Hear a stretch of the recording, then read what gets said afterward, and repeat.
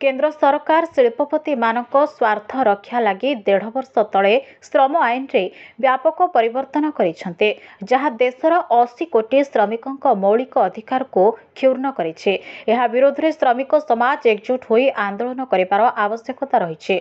गुरुवार मई दिवस अवसर रे बालेश्वर राजमिस्त्री और निर्माण संघ पक्षरु आयोजित विश्व श्रमिक दिवस अवसर रे मुख्य अतिथि भावे जोगदे पूर्वतन मंत्री तथा ट्रेड यूनियन नेता प्रफुल्ल सामल एकथा उल्लेख करिसेंते।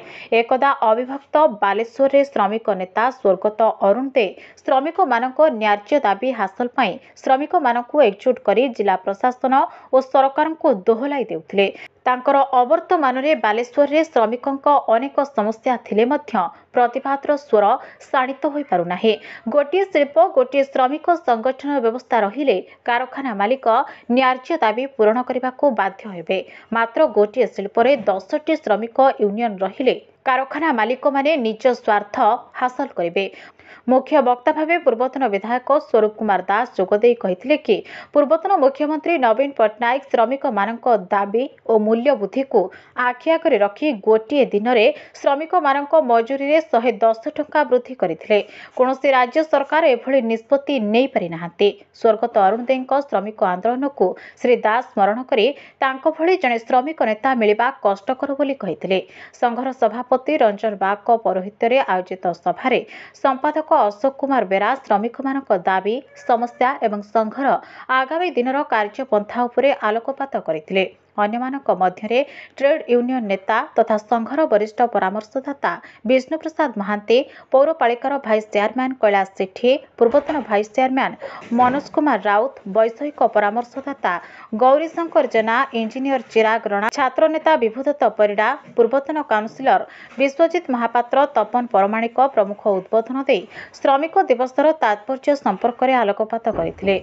सभा प्रारंभ में संघर भूतपूर्व सभापति स्वर्गत अरुण दे, वैषयिक परामर्शदाता स्वर्गत गोपीनाथ रणा एवं भूतपूर्व संपादक माधवानंद बेहरा अमर आत्मा प्रति सम्मान जणाई 2 मिनिट नीरव प्रार्थना करा जायथिला। पूर्वाह्न 10टारे स्टेशन क्लब रु एक विशाल शोभायात्रा बाहरी ओटी रोड दे शहर परिक्रमा करिथिला। 2000 राजमिस्त्री और निर्माण श्रमिक एही शोभायात्रा रे अंशग्रहण करिथिले। आज बालेश्वर राजमिस्त्री निर्माण श्रमिक संघ जे कि 1990 प्रतिष्ठा होती अशोक बाबू कहते बहुत समस्या दे गति करुच्ची श्रमिक तो थिले समस्या एवं आपण जानती अनेक समय समस्या आसे ना जदि सरकार एवं सरकारी कल आईनगत भाव कार्य करे आपण मैंने आम सब अनुभव करें जो सरकार बर्तमान रोचे से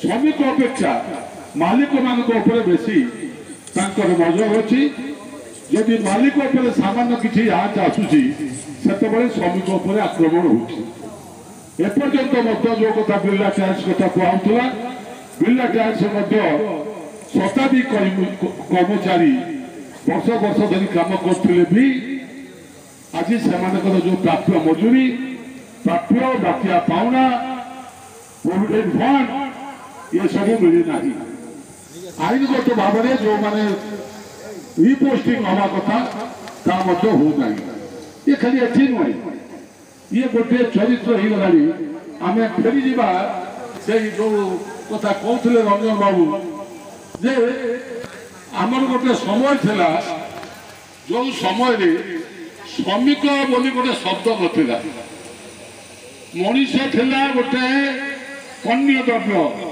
माछ परिवा कीटनाश हिसाब से विक्रय होते आमर जो श्रमिक जो मर्यादा से मर्यादा नथिला से मर्यादा को पाइबा बहु लड़े आज जो मैंने लड़े करी आमर परिचय देते से आल्बर्ट पार्सन हूँ जोहान मोस्ट हूँ अगस्ट पालिस हूँ कुलसुली हूँ एम को स्मरण करने कथा एम जीवन देते आम श्रमिक आंदोलन 8 घंटा ड्यूटी नुहे खाली कर्म समय निर्घंट विषय नुहे श्रमिक मर्यादा किंतु आज आम देखा যে 1891 ରୁ ମଇ ଦିବସ ବା ଶ୍ରମିକ ଦିବସ ସମଗ୍ର ବିଶ୍ୱରେ ପାଳିତ ହେଉଛି। ରାଜମିସ୍ତ୍ରୀ ନିର୍ମାଣ ଶ୍ରମିକ ସଂଘ ଆମର ଦିବଙ୍ଗତ ନେତା ବାଲେଶ୍ୱର ଅରୁଣ କ୍ଷେତ୍ରରେ ୟାର ସଭାପତି ଥିଲେ। ତାଙ୍କର ଦେହାନ୍ତ ପରେ ମତେ ସଂଘର ସଭାପତି ଭାବରେ ନିର୍ବାଚିତ କରାଯାଇଛି।